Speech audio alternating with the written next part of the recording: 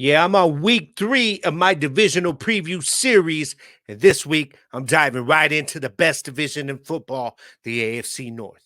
This is Gridiron Nation, y'all, and we're celebrating being American. Yeah, and we're talking America's team today, baby. Welcome to Gridiron Nation, y'all. Independence Day edition. Happy birthday, America.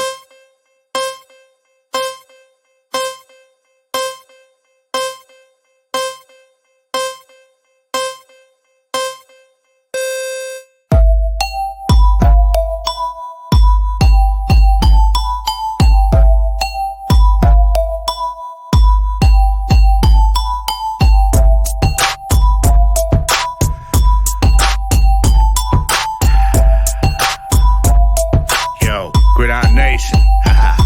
Come on.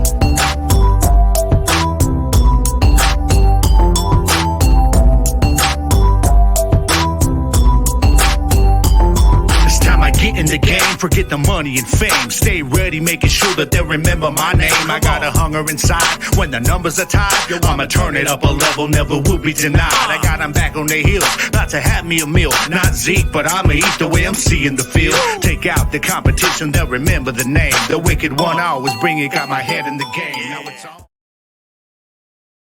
It is about that time. What is poppin', familia? Yeah, I am Gabriel Garcia, your host. Welcome to Gridiron Nation, episode 110. Here we go. Let's get it on.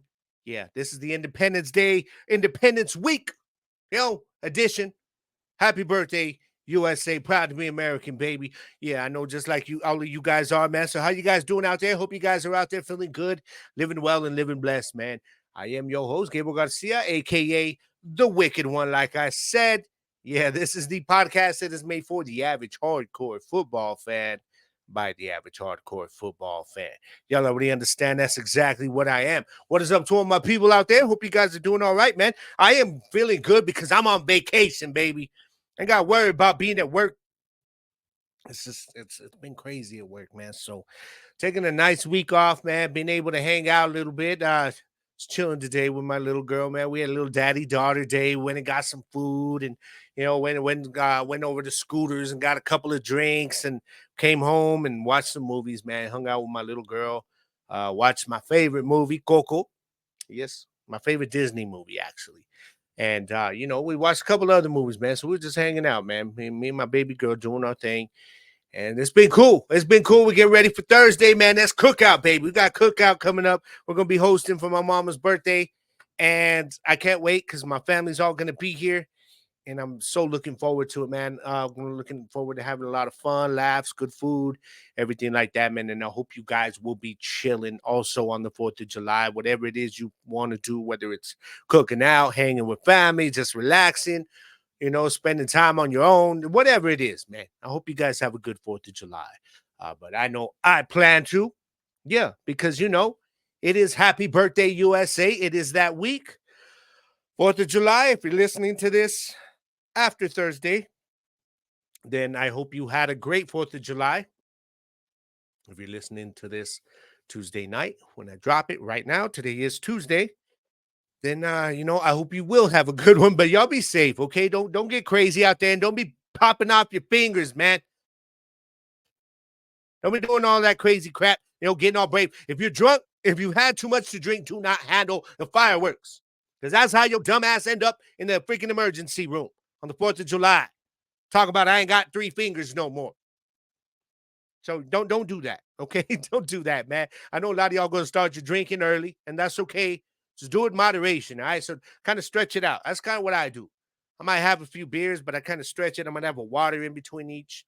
But I don't really get drunk or nothing like that really much anymore. So, and that's because, I may have like 4 or 5 beers, but like that's stretched out over like 4 or 5 hours. It's crazy. It's crazy like that because I don't do it intentionally. It's just the way it is. I like to sip on my stuff. You know what I'm saying? But y'all be sure to be safe, please, and just have fun, man. Have fun. Even don't do nothing stupid. Don't go do nothing crazy. And if you just rather just hang out with your kids and your family, then do that. All right. That's all I'm saying. Don't do nothing crazy with the fireworks. Bring your dogs in if you have to. My dogs are funny as hell, y'all. Because last year, I saw this from them. Last year, I saw this from them on New Year's.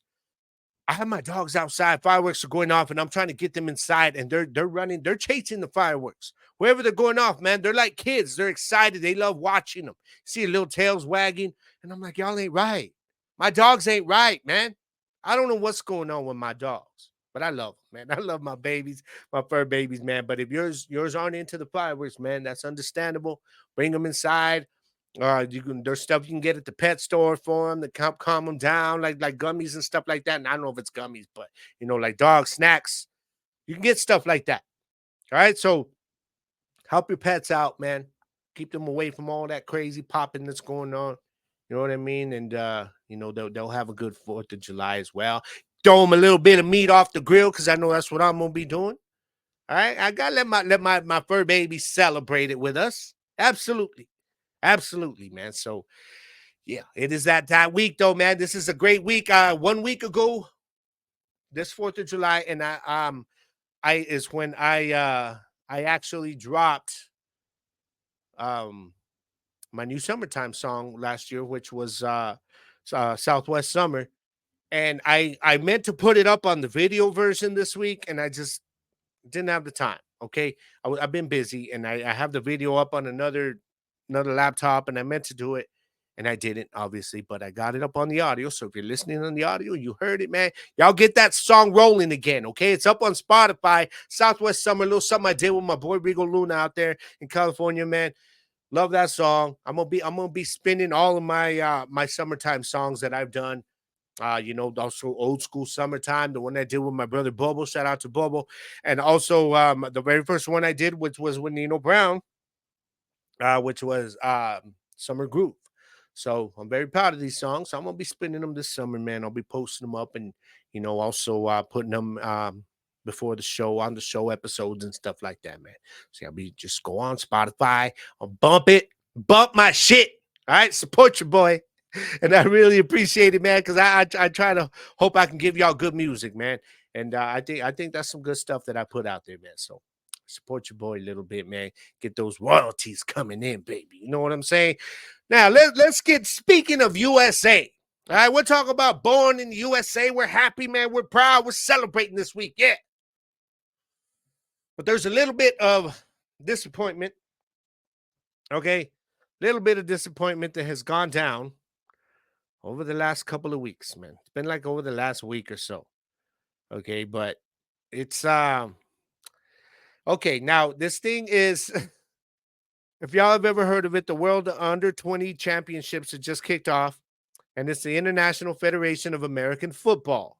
Okay, so under 20 years old, players be coming in. I still think we got all these players from high school, guys in college under 20. Right, should have no problem doing this thing. It's held every couple of years, every few years. Well, United States football, they didn't just lose once. They lost twice. And this is unacceptable. And I remember watching this, man, this was probably back in 09. 09, they had it, and I remember they beat Japan. I remember watching it. I remember I was watching NFL Network one day just chilling, bored as hell, and it came on. I was like, whoa, what is this? And it was dope. It was dope. But the problem here is, y'all, is that this is the sport that we created. All right, this is all American right here, baby. This is the most popular sport in America. And we have, like, our high school players are legit. Okay. You can go down to Florida, California, Texas. We got some of the best high school ball. That's just a few of the states, man. So you would think we'd be dominating this thing, right? This whole under 20 world, tournament. Well, unfortunately, we did not. Okay. Because the squad went and lost 41-20 to Japan, which is, I mean, first of all, the fact that y'all lost is one thing, but y'all got beat down. Who's playing on this squad? Man, why don't we take one of our best teams from Texas, like from Odessa, Midland, or somewhere, and we send them and let them handle business? That's all I'm saying about that, because 41-20, that's unacceptable. Now, a lot of people, they never heard of this before, this league, this federation. But now everybody's criticizing the fact that we lost, and for good reason. I don't care if you didn't watch it. Criticize it, man. We should not be losing to nobody. I don't care if it's under 20. This is our game. This is American football. There's nobody in the world that should even be close to us right now in this sport. Right? So if it wasn't bad enough that they went and lost to Japan, all right, that knocked them out of like the gold medal game or whatever. So they were put into the bronze medal game. So they're like, all right, we can win the bronze. No, they went and lost 24-32 to Austria. I didn't even know Austria knew what American football was. Aren't they like playing rugby and soccer and shit over there? Man, it's disgraceful, man. It's disgraceful. I don't know who this coach is. This coach, man, Mike Kelly, that's the name of this head coach. I don't know nothing about him. But what I do know is this is unacceptable. And he obviously ain't the man to do the job. Get him out of there and get these under 20 cats a better coach next time so that they can redeem themselves and redeem the good name of American football, baby. That's all I got to say about that. All right? Now, let's get to this ongoing segment I got of my journey through the lands between. Elden Ring should be illegal. Okay. I just an update on where I got last week. I told you guys that I was up against that damn, what the hell is it called again, JP? A watchdog, but it was a cat with a giant sword. And JP was like, I got you. He told me, look, get out of there. Go do this and this first, and then get this, and then you go back. Okay, so it took me a few days to get around to do it. I wasn't able to game for a few days. But I went ahead and did it, and it worked. I did what he told me, okay? And then I went back, and I was able to beat the dude with one try. Boom. Yeah, I had a little help from the summon ashes, but I don't care. I got it done. And then I moved on. Got a couple, started wandering around, doing a couple of different things. And then it was like, okay, it's time to go find Patches. Okay, if you've played the game, you know who Patches is. If you don't, you got to go into some little cave, and he's in there, and you can either like kill him or save him, and he'll sell you stuff. Anyways, it's a very, very important part for the early part of the game. Problem is, you got to walk through this canyon, right, where there's like river is, and it comes from a lake. And damn you, JP, you bastard. This fool's using me for his own amusement, y'all. You didn't understand, okay? So he's like, okay, where you're at, go south, and you're going to run into a lake. Let me know when you get to the lake. So I said, okay, cool. And I remembered it from my last playthrough, right? I went to the lake, and I'm like, all right, I'm here. Now what? And I sent him like a screenshot, and he says, he texted me, he said, go to that fire on that little island in the middle. He says, because there's an NPC, which is a non-player controlled character. He said that you got to talk to. Okay. I walked down there. I'm cool. I'm chilling. And then all of a sudden, this big ass fucking dragon comes out of nowhere, y'all. Slams down in front of me, throws fire out, kills everybody on that damn island. And I'm like, I'm playing, and I'm like, what the fuck? God damn. Pissed off.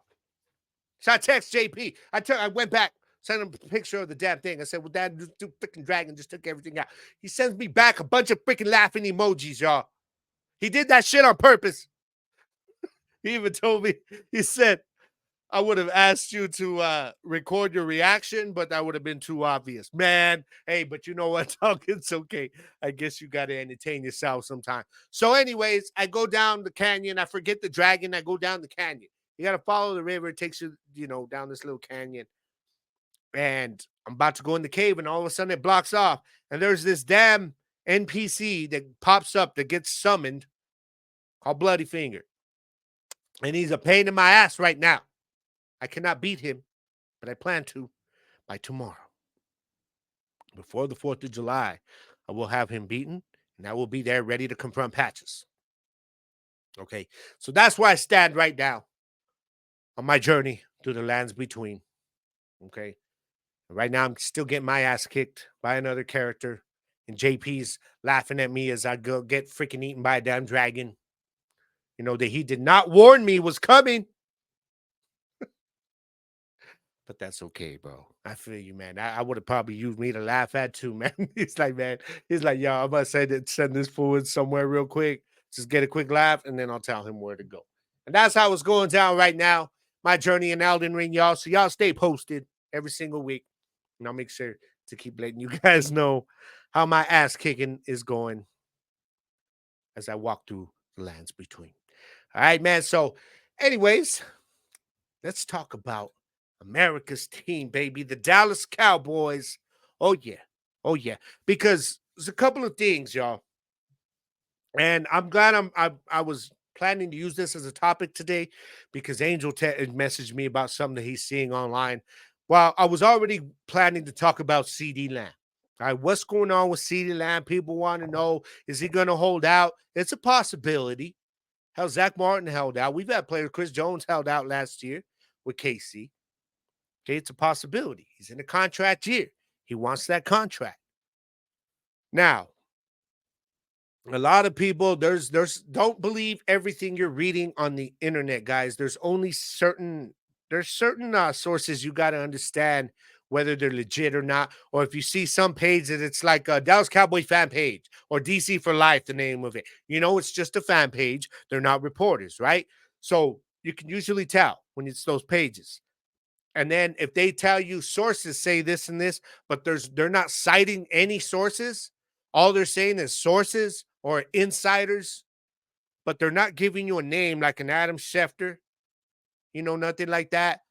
One of those names that is legit, like Jane Slater or something, then just ignore it. And the big one that people are talking about now is that somebody came out and said one of these pages was out there. And they're talking about OCD Lamb is reportedly saying, an insider says that he has said that he will demand a trade if they don't meet his demands. And I'm like, yeah, that's the first time I'm hearing about this. Problem is, I've seen it on 3 different pages on social media, but they're all fan pages and they're not citing a legit source. There's not been any legit NFL reporting sources that have said anything about this. The most I saw was somebody on CBS, some analyst saying that he could. Yeah, that's a possibility, but CD Lamb won't. CD Lamb has already been quoted this week in saying that, I'm going to be with Dallas. Like, it's going to get done. He's basically putting his foot down, like, don't believe none of the BS that you're reading out there. Now, will he hold out? It's possible. It is possible. And I wouldn't blame him. You know what I mean? Let's look at the reasons why. Let's look at the reasons why, y'all, because CD Lamb, okay, he's going into his 5th year, final year of his rookie contract, and every single year he has only gotten better. He's played every single game. Okay, even when they went up to 17, the last 2 seasons, he's played in every single game. Let's look at his stats.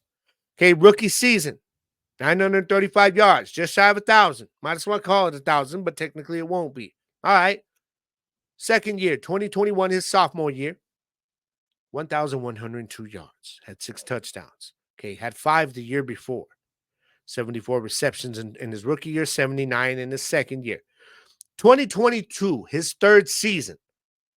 All right, 17 games played, 107 receptions. Wow. You talk about the volume jumping from 79 in 2021 to 107. All right. Also, you look at, the yards went up, obviously. 1,359 yards, 9 touchdowns. You guys see the pattern here. Improvement every single year. Last year, when the second half of the season, there's no doubt whether, you can say, well, okay, because Justin Jefferson got hurt, whatever. But the facts are the CD Lamb, the second half of the season last year, he was the best receiver in the NFL for the second half of the season. Y'all want to debate me on that? Bring it. We'll do it next week. But he was. All right, 17 games played, 135 receptions, which is so far a career high. 1,749 yards, a career high. Very, very good year. And 12 touchdowns, a career high. So y'all see the pattern. Every single year he has gotten better. He's done everything the team has asked him to do. Okay. Basically, this offense now, like before when it was like around Zeke, it's around him now. Okay. In terms of the skill positions. And he could possibly be the best player on this team. I mean, arguably with Dak Prescott, but I mean, CD's got that argument too.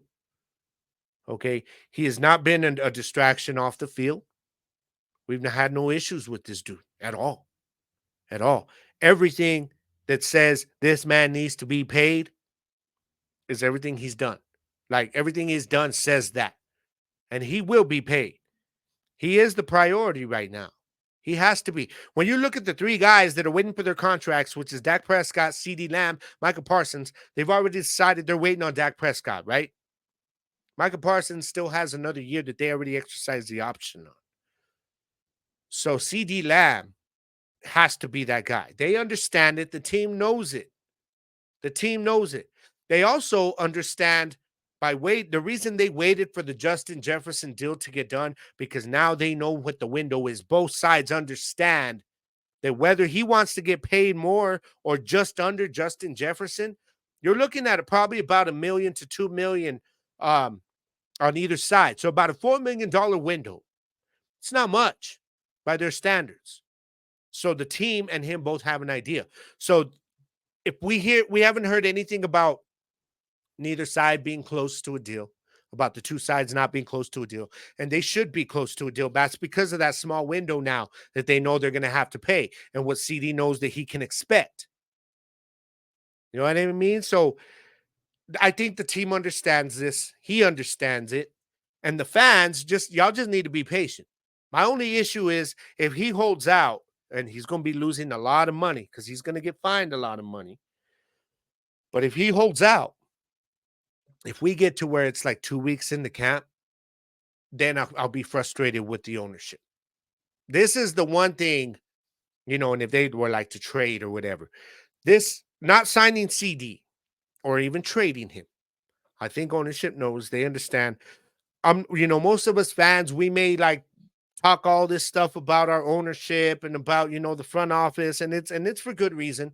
But we never come out and say that we really despise them, right? Whatever. It's our owner. It's Jerry, Steven, whatever. But I think this would be something that would really make the fan base despise you. Like literally hate you, hate the ownership, because there is nothing in what CeeDee Lamb has done since the time he got drafted, which was late in the first round, by the way, y'all. Was it pick 18 where he fell in our lap? There's nothing that he has done that says he should not get paid. And after last season, yeah, he deserves to get paid like one of the best receivers in the league. If not the best receiver, he may be. He may be, because every single year he has only gotten better. What does that say about the coming year? What we can expect is a better CeeDee Lamb. Can he get better? Yeah, I think so. That's the scary thing, man, for opposing defenses. But I don't think there's a problem here. I think y'all just need to be patient. If he holds out, maybe a week or so, I don't think they'll let it go too long.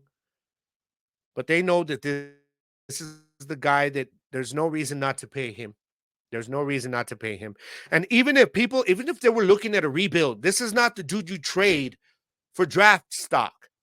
Because if you're looking at a rebuild 4 years into his career, this is the dude that you actually build around. You feel me? So even a rebuild makes it nonsensical for them to trade him. It all makes sense to pay him, to keep him there, whether you're rebuilding or whether you're running at a championship. You need CeeDee Lamb there, and I think they will get it done. So y'all just don't worry. Calm down. Stop reading everything that you're seeing on the internet from all these fan groups, unless you're seeing it, from, like I said, Adam Schefter, Jane Slater, somebody like that.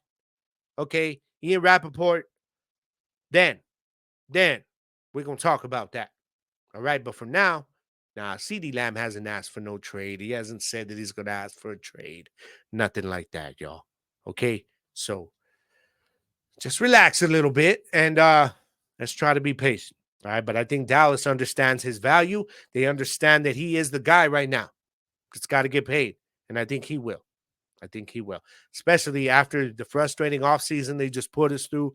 They know this is the one that would really put fans over the edge as far as our front office goes. So, yeah.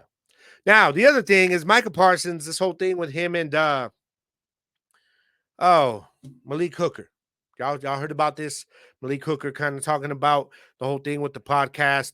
Funny thing is, Malik Hooker said this while he was on a podcast.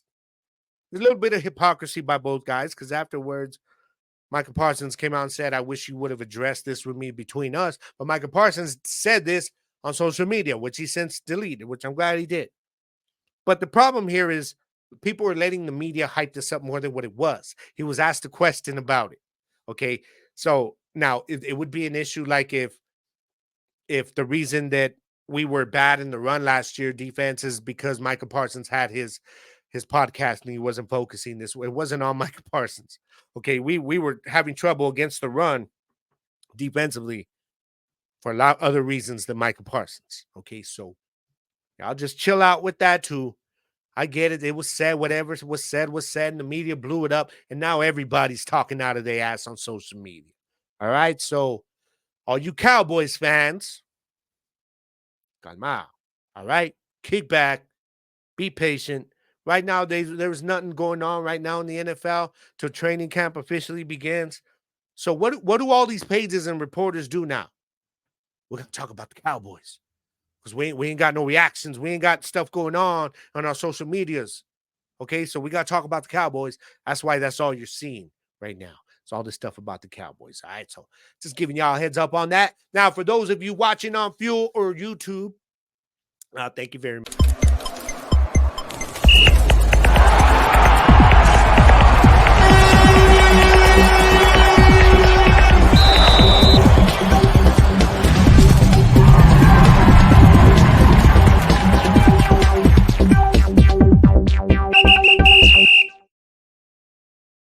Yes. Welcome back to Gridiron Nation 110.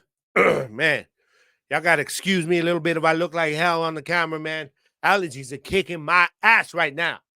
And I know I say that at times because I got issues with allergies, man. I do.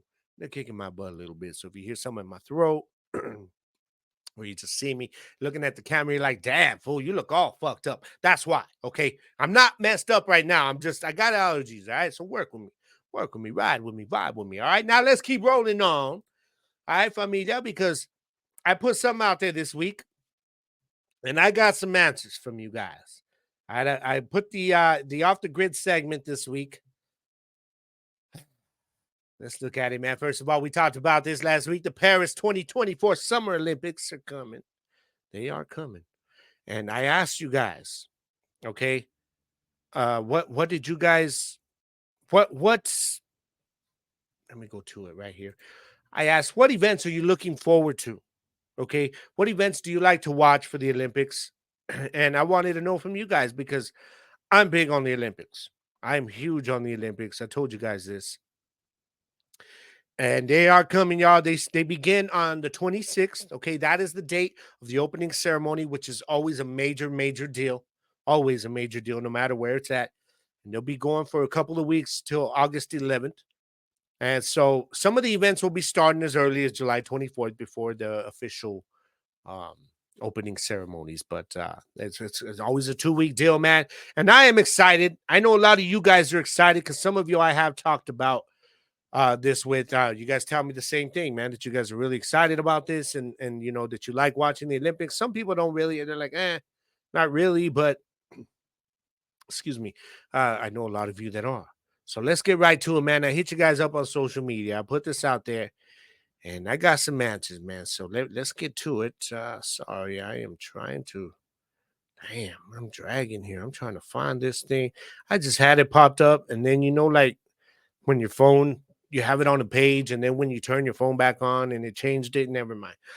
All right, let's start. Let's start with Miss April Tovar. Yes, we have not said her name on the show in a while because she ain't participated in a while. She's been busy, y'all. She's been busy with life. All right, but so she says swimming, track, and gymnastics. Absolutely. Absolutely. Three of the biggest ones right there. Probably the three biggest events that get the most shine. Okay. Well, and track is actually in swimming and not actual events, okay, on gymnastics, but those are the main kind of genres of events, I guess you want to call it. I don't know. I don't know. My boy Jersey, he says all of them, to be honest, especially the new events. Yeah, Flerick broke out with a good one, breakdancing. Yes, it is joy. I told you guys this last week. It will be in the Olympics this year. I can't wait to see what this is gonna be like. Yeah, I'm digging it. I cannot wait to see the breakdancing. Cousin Nick, he says boxing. I'd get that. Dig it. And Miss Nancy Perez, what is up, girl? She says, sorry. She says breakdancing as well. As for me, I'm going with boxing, basketball, swimming, track and field, and then I put a whole lot more because there's just a lot of different events. I'll watch anything that the United States is competing in. Anything. Equestrian, fuck it. Yeah, I'll watch it. I don't know how it's scored, but I'm gonna watch it and I'm gonna root on the US. You know what I mean? All the archery stuff like that. I don't care. I will watch it. I will support Team USA 150%, baby, to the max. Okay, to the max because you know that's called being a patriot, but as a sports fan. You know what I mean? As a sports fan. So that's what I got on that. Now, I had some more. Okay. Hayden Murray. He says, I support the ones you don't see normally, like handball. Also got to watch the 100-meter finals and the 4x11-meter relays in both swimming and track and field. Dig it. And handball. That's another one. Yes, I dig the handball as well. And evidently, we got another one here. Evan Cardullo says team handball. Absolutely. Corey Day. What is up, Corey? He says soccer, swimming with my pool rat. Okay. And wrestling. All right. Benjamin Borden says, I love the track and field, 100-meter and any relays. Whether it's swimming or track, the relays are always so fun. How the team is pulling and yelling for their teammates. You can't beat it. Soccer, of course, as I'm a huge soccer fan. Basketball and gymnastics is always a nail biter. Yes, definitely. Definitely. And then we've got Michael Davis. He says boxing is usually my number one sport to watch. Also, baseball. Okay. And he says archery. All right, I dig that. And I got Gina Mills says ping pong. All right. Dig it. And then she follows that up with volleyball, both beach volleyball and arena. Okay. So that's what I got from you guys this week, man. Now, I also can't forget about my brother Bobo because he came on Twitter and he gave me his. All right, so he says basketball, soccer, track and field, swimming, and gymnastics. So seems like soccer, basketball, track and field, boxing, swimming, and gymnastics seem to be the most popular that everybody's going to be watching. But I also love watching the softball. Definitely the softball. Um, Man, like yes, soccer, both men and women, basketball, both men's and women's, boxing as well. I also love watching the martial arts, everything from judo to karate, wrestling, definitely the wrestling as well. Anything I can watch, man, that is Team USA performing, the cycling. Man. Yeah, we talked about the beach volleyball, the in-house volleyball. Definitely, I watch those. Handball. What else, man? I'm gonna be watching the breakdancing. Oh, and gotta watch the extreme sports as well, like the skateboarding stuff that they brought in some years back. And man, I'm trying to think. There's so many events. A lot of them that don't even get televised. A lot of them don't even get televised. Man, what is like the canoe racing? You know, that one's fun to watch. When they're out there in the team canoe, you know, that's fun to watch. Because a lot of times they have like those real close finishes. Yeah, that's dope. That's dope, man. But hey, thank you guys for chiming in on this one, man. I know it's been a while since I did a legit off the grid segment on social media. So I got to get it back rolling again so that I can get more people participating in this, man. But for those of you that did, thank you, man. I appreciate each and every one of you. I will be looking forward to the Olympics just like you guys, man. And we'll be talking about it as it's going on here in the next couple of weeks. We'll be starting here in the last week and a half of July. So y'all be ready. We're going to talk about it, all right? Now, it's time to get to the big part of the show. That's right. That's right. It is time to talk about the best division in football. Because on this week's episode of Gridiron Nation, this week's segment of my Gridiron Nation 2024 NFL divisional preview series. Damn, I'm going to get this by the time it's done. I'm going to be able to say it like nothing. I know that's long. It's like a long title. Okay, Gridiron, the official Gridiron Nation 2024 NFL Divisional Series preview. We're talking about the AFC North, baby. Let's get it on. Let's get it on. Yeah, and we starting out at the top. I'm starting at the top. Yeah, y'all might trip out on this. Okay, who I'm going with. Now, last year, we had the Ravens finish with the best record in the league, and they ended up winning it all. The division, anyways. I mean, not winning it all, like the whole league, obviously, but they won the division. So they made some moves. They're a popular pick. But that's not who I'm picking. Yeah. I am going with the Pittsburgh Steelers, baby. I think the Steelers, I feel like last year they were just a competent quarterback away from moving on in the playoffs. You know what I mean? From having a playoff run. Hell, for maybe even winning more games that could have got them better seeding. Now, they go and make those moves. You get Russell Wilson. You get Justin Fields. Now you got a couple of guys that, we don't know what's going to happen here. I think Russell Wilson is going to be the starter going into camp. Russell Wilson didn't have a bad season last year, y'all. He didn't. 3,770 yards over with Denver, 26 touchdowns and 8 interceptions. It's a pretty damn good year. It's not bad at all, to be honest. Pittsburgh would have loved to have that kind of production and efficiency. All right. As for Justin Fields, well, he's going to be sitting as the backup most likely going into camp. But I think this was the biggest move right here of the offseason. There were some big moves of the offseason, but this one right here was huge. It's the quarterback position. Okay. Team like the Steelers, who were 10-7 last year, finished third in the division, still made the playoffs. They lost the AFC wildcard game to Buffalo, 31-17. All right. Now, they didn't have a lot of key losses as far as players going free agency or nothing like that. They traded away Kenny Pickett to the Eagles. Yeah, but hey, head coach Mike Tomlin getting into his 17th season, y'all. Never had a losing season. That's crazy. And I trip out when I see Steelers fans like on social media talking about, oh, we need to move on from him. It's freaking hilarious, man. Y'all are crazy. They went and added offensive coordinator Arthur Smith, who was the head coach of the Falcons last year. And they had defensive coordinator Till Austin and coming into his second year with that defense. Okay, but let's look at the offense. Okay, they were ranked number 25 overall last year. Okay, they were number 25 in the pass, number 14 running the ball. Pretty damn good rushing duo. I mean, Najee Harris, still kind of his average is a little bit low, but he did cross the 1,000-yard threshold last year, 1,035 yards, 8 touchdowns.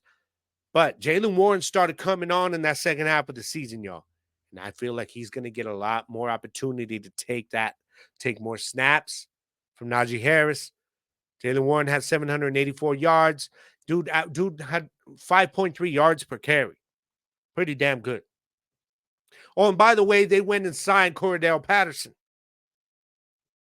I get it. He's a veteran, but they're probably going to be using him in the return game. And with the new return rules now, it's going to be big. He's just got to stay healthy. Okay, but now you look at their wide receiver group. You got George Pickens, of course, 63 receptions, 1,140 yards, led the team last year, 5 touchdowns. They go and add Van Jefferson, okay? And then they also drafted rookie Roman Wilson out of Michigan. So they got some young receivers there. Van Jefferson's a veteran, but you look at the 1 and 2, George Pickens and Roman Wilson, a couple of young cats there. I can dig it. They also went and added center Zach Frazier out of West Virginia.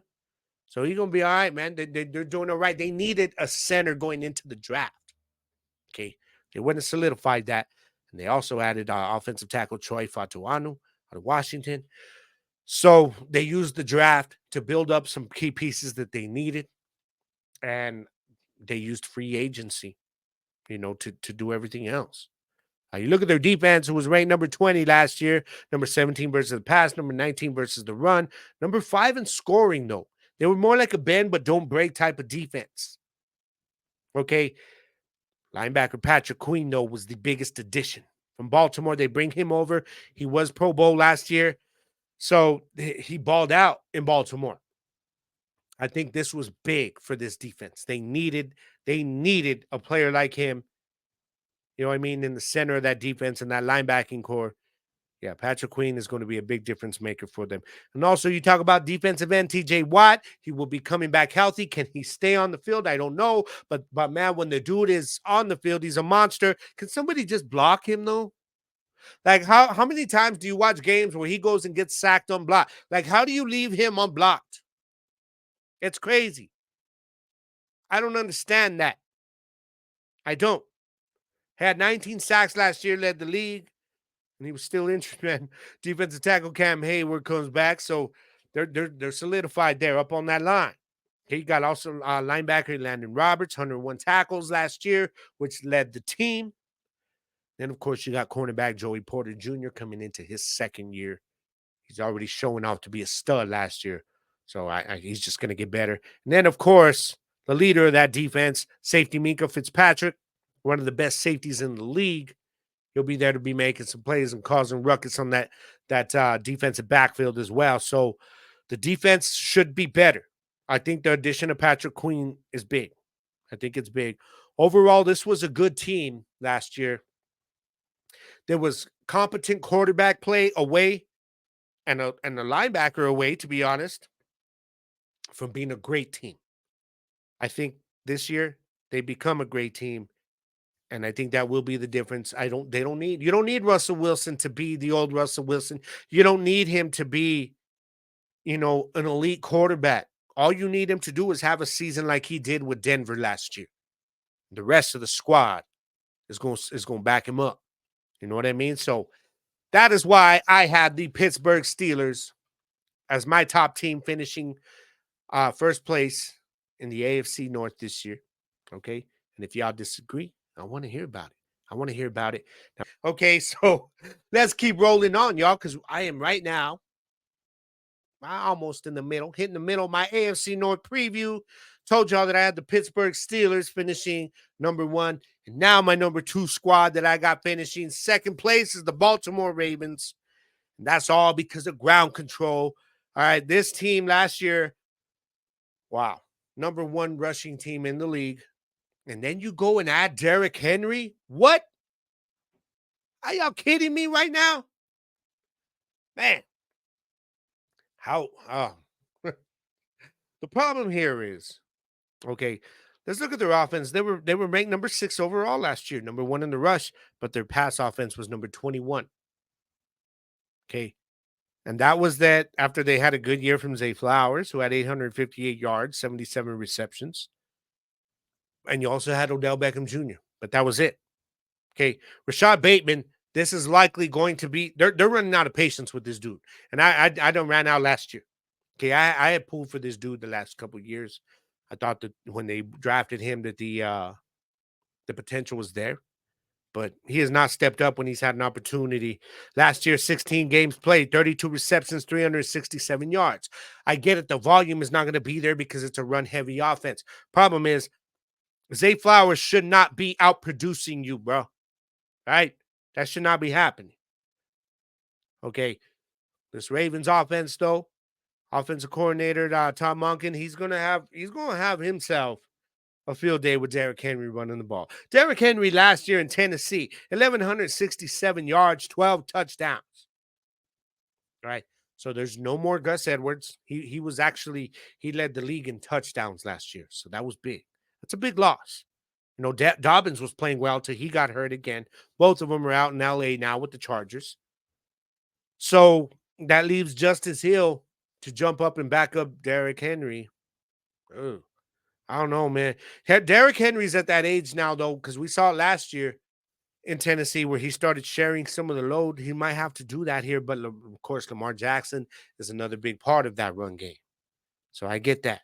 I do get that now. All right, but let's keep looking at deeper what this offense is going to be about this year. Okay, because they went and drafted right tackle Roger Rosengarten out of UW, out of Washington. So that was big because they needed that. This you got to understand, y'all. The reason I did not put these guys to finish first, one, because I think Pittsburgh's going to be a better team, but two, they lost 15 players, y'all, to free agency. The Ravens did. Okay. Three of those players were starting offensive linemen. And the reason that all these people are still picking the Ravens, like all these analysts and those talking heads on TV, is because like they never give the love to the importance of the offensive line. Then the sexy talk is all about the position players, the skill positions. All right. But here at Gridiron Nation, y'all, you guys are my people. You know that we respect the offensive line because here we actually are football fans that understand the importance of the offensive line. And when you lose three starting offensive linemen after you just had the best run game in the league, that is major. That's why I could not pick them to be first. But like I said, they went and fixed. They addressed one of them in the draft. Okay, with Rosengarten, so that was big. All right, but they lost guard Kevin Zeitler, gone. Guard John Simpson, he's gone, traded. Okay, OBJ is gone, like I told you guys. Right tackle Morgan Moses, he's gone. That's their three starters right there. So 15 players gone, three of them on the offensive line as starters. It's not very easy to replace. Okay, especially when you do not have a pass game. They can get some plays in the pass. Mark Andrews will be coming back. That did hurt their kind of pass ranking last year. So he'll be back. Turn some surgery on that torn ligament. Ironically, he got hurt for the season the same game that Joe Burrow hurt his wrist for the season. So that's some strange irony right there. But I just feel like, Zay Flowers should have a big year, but Zay Flowers is not wide receiver one. That's not what, a guy with his type of speed and what he does. He's not that kind of elite route runner. What he does well, but he's better suited as a wide receiver too. If you were to get a legit wide receiver one over there, which may be Andrews this year as a tight end, I don't know. But can you imagine what Zay Flowers will do? Because he's going to be getting a lot of that focus this year from defensive coordinators until somebody else steps up. But we'll see if anybody does. I don't know, man. Rashad Bateman, though, this is probably your last year with this squad. If you do not step up this year, dog, he's likely going to be gone. All right. Defense was ranked number 6 last year. They were one of the best in the league. Number 6 versus the pass, number 14 versus the run. All right. They were tied for first in turnovers with 31. Yeah, they were tied with the Giants, believe it or not. Giants, see, y'all don't be sleeping on that defense either. But we'll get there when we get to the NFC East. Way down the road. All right, but they were number 1 versus scoring. So they gave up the fewest amount of points per game. And number 1 in sacks. The defense had 60 sacks last year. So this defense legit. Now, they lost Patrick Queen, like I told you. Pro Bowl linebacker. Big loss. All right, but you still got, of course, Roquan Smith. And the reason they couldn't keep Patrick Queen is because they paid Roquan last year. They paid him big. 158 tackles for Roquan, led the team. They lost Jadeveon Clowney, who was one of their better pass rushers last year. You lose Geno Stone, safety Geno Stone, who was second in the NFL in interceptions, second only behind Deron Bland. So when you look at the 15 players that they lost, it's not like they lost like a bunch of backups and scrubs. Like they lost starters, y'all, on both sides of the ball. That's important. Defensive coordinator Zachary Orr going to have to do something, try and keep this defense still up there. All right, so now Kyle Van Noy was added. I'm trying to look at everything else. You got defensive tackle Justin I got to pronounce this right. Justin Matabuike. Matabuike? Yeah. They went and drafted rookie Nate Wiggins in the first round out of Clemson. So he will be playing that cornerback spot. So now the question mark here is going to be the offensive line for me. I just don't know if the offensive line is going to be able to get it done like they did last year. I got to see it. I got to see it. And how big of a difference is losing Patrick Queen going to make also on that run defense? Think about that. Think about that. They were number 14 versus the run last year. They could get worse. We'll see. We'll see. But I still got the Ravens doing enough on the ground offensively. You know, with Lamar Jackson there, reigning MVP, I think they're still going to be there. They'll still make the playoffs, in my opinion. But I got them finishing number 2. And number 3, now let us go to the Cleveland Browns because defense is king in this division. And nobody last year had a better defense than the Cleveland Browns because they were ranked number 1. All right. Head coach Kevin Stefanski, who was head coach of the year. All right. Much respect. Then you've got offensive coordinator Ken Dorsey, who comes over from Buffalo. This is his first year with Cleveland. And defensive coordinator Jim Schwartz, who was also the assistant coach of the year last year.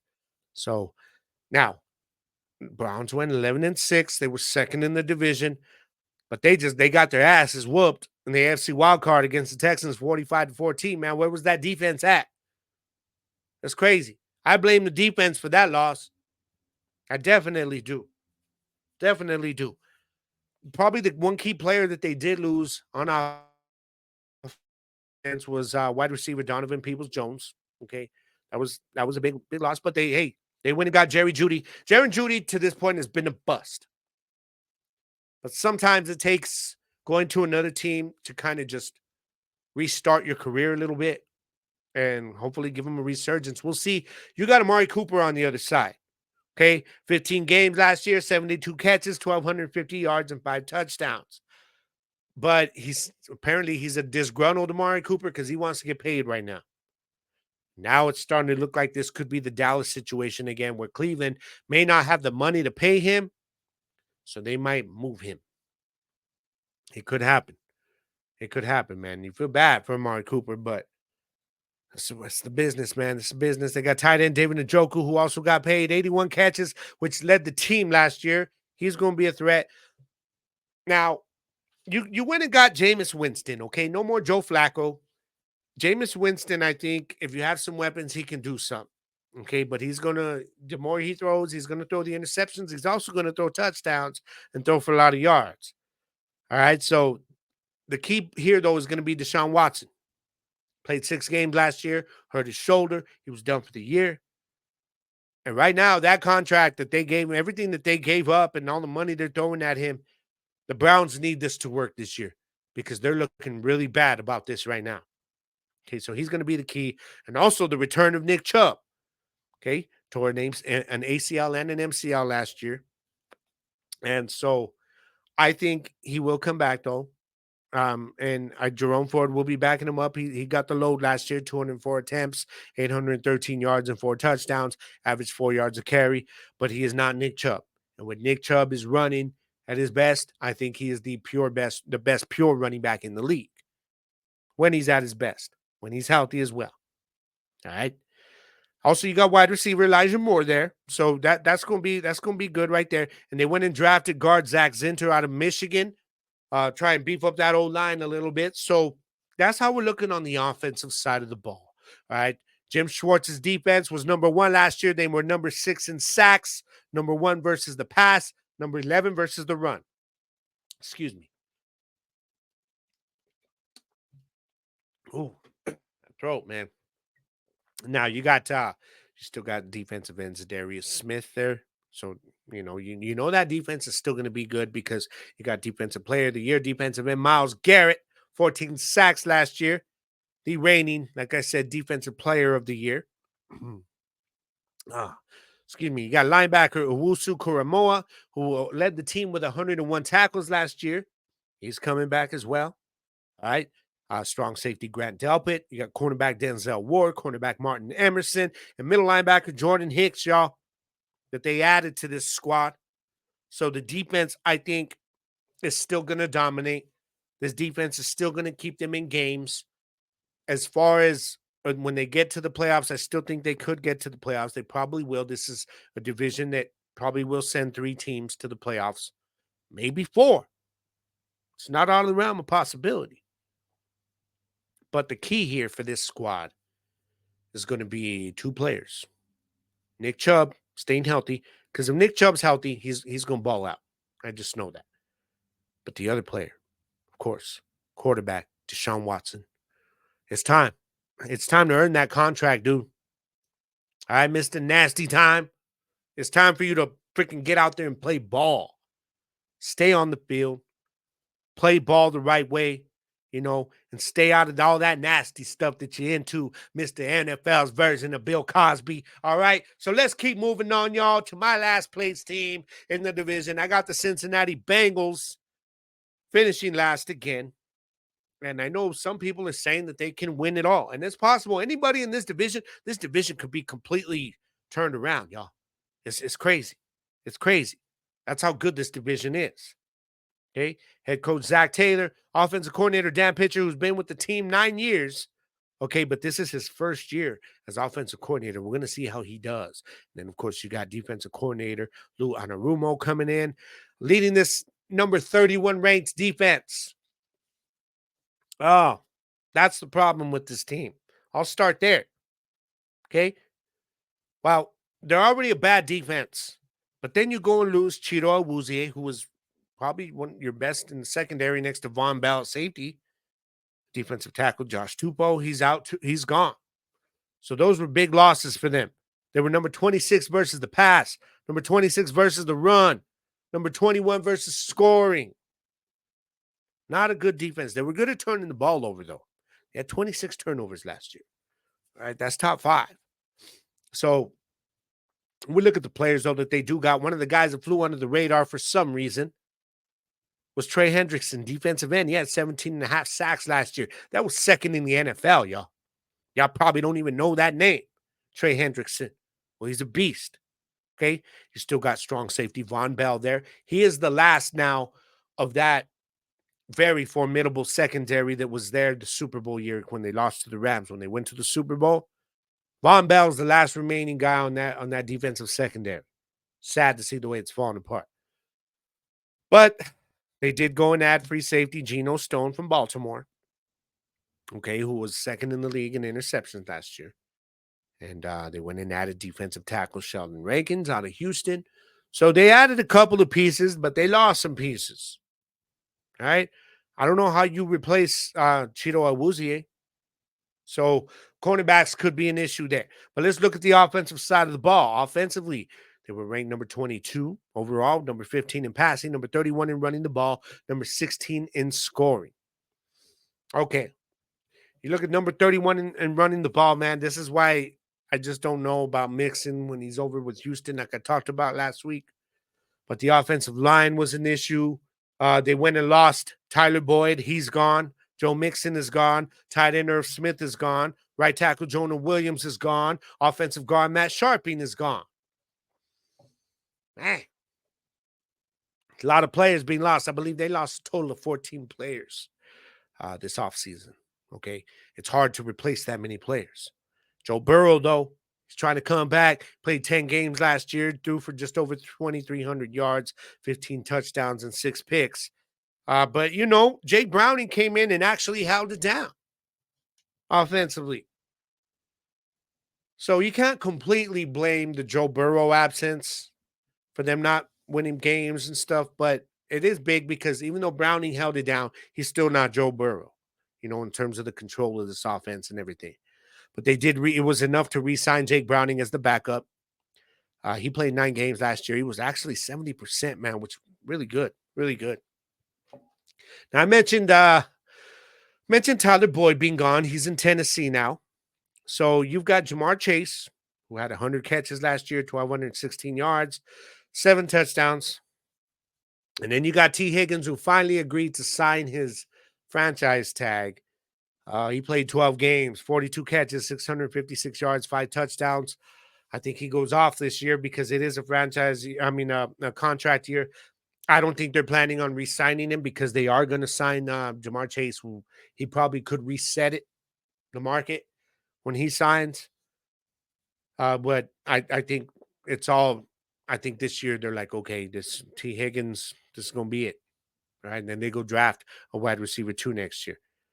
So I think that's how that's going to go down. Now, replacing Joe Mixon, they brought in Zach Moss from the Colts. Last year with the Colts, he had 14 games, 169 attempts, and 794 yards, 7 touchdowns. Not bad. Filling in for Jonathan Taylor. I just don't know if Zach Moss is going to do that again, especially with this offensive line. It was a much better offensive line in Indy.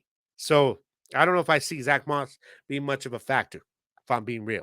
I'm not touching him in fantasy unless I have no choice. Maybe it's like my bench running back. I don't know. I don't know. But Irv Smith is gone at tight end. They bring in a good one with Mike Gesicki out of Miami. Okay, they stopped using him over there. I think they can use him here. So that's a good addition right there. And they went and added right tackle Trent Brown, brought him over from New England, and they added offensive tackle Marius Mims, who they drafted out of Georgia. So yes, like it says there, addition and subtraction. I just don't think there's enough addition there to replace what they lost. You know what I mean? Especially Tyler Boyd, y'all. If one of these guys, Higgins or Jamar Chase, goes down, Tyler Boyd, that's when he played his best, man. When he was getting more looks. He's not gonna be there now if that happens. So your boys need to stay on the field. But overall, man, I think the cornerbacks are gonna be an issue. I think the run game will be an issue. And Joe Burrow, dog, you got to stay healthy, bro. I don't know, man. This dude has got to stay healthy. He's always playing injured, something, man. So that's going to be big this year.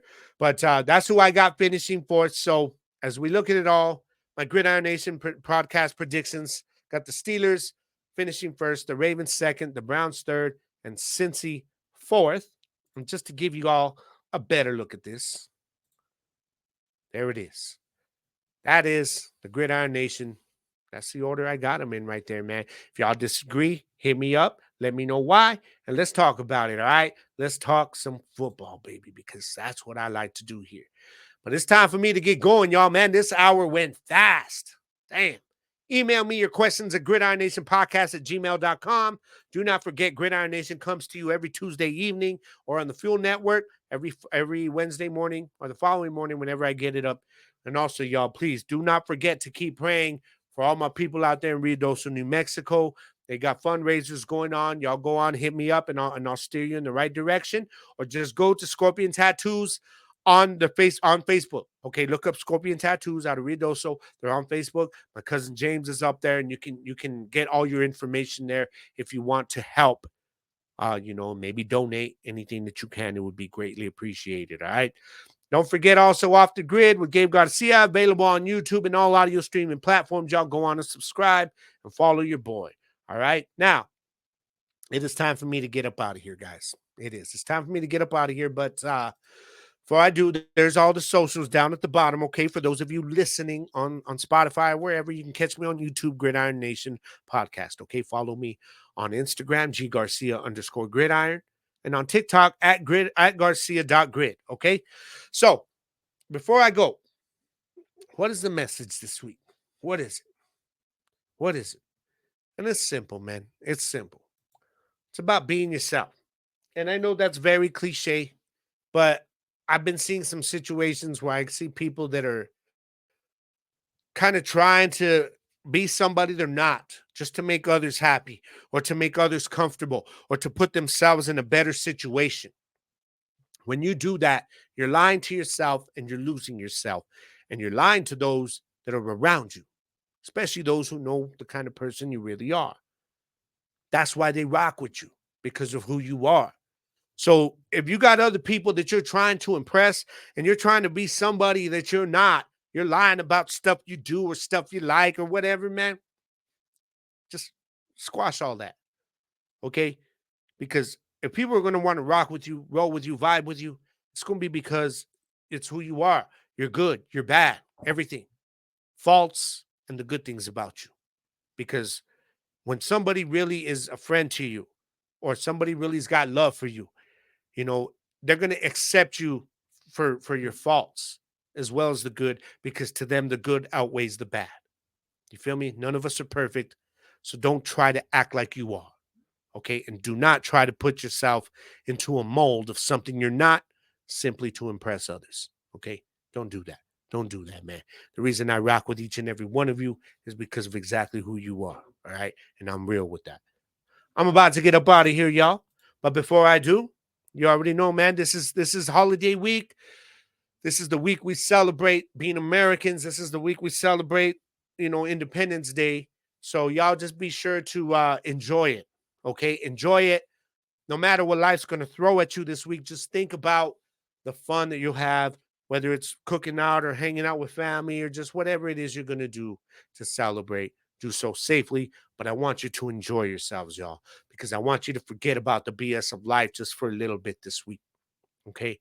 And when you get back to it, you already know what you got to do to get through any of that BS life's throwing at you. You know what I mean? You adapt to it. Okay. You get back up, you brush yourself off, and you flow right around it. You learn what life's doing, and you go right through the problem. Because in the words of the great Bruce Lee, all you got to do is be water, my friends. I'm going to catch you guys next week. Gridiron Nation, y'all. This will be episode 111 I'm coming at you guys with next week, man. And we'll be talking about the AFC East as I close out the AFC conference. Tell you guys who I think is going to win the AFC East next week. If y'all got any questions, be sure to email me this week, all right? I'm going to get out of here. My name is Gabriel Garcia. This is Gridiron Nation. Thank you to each and every one of you for riding with me again on another week, man.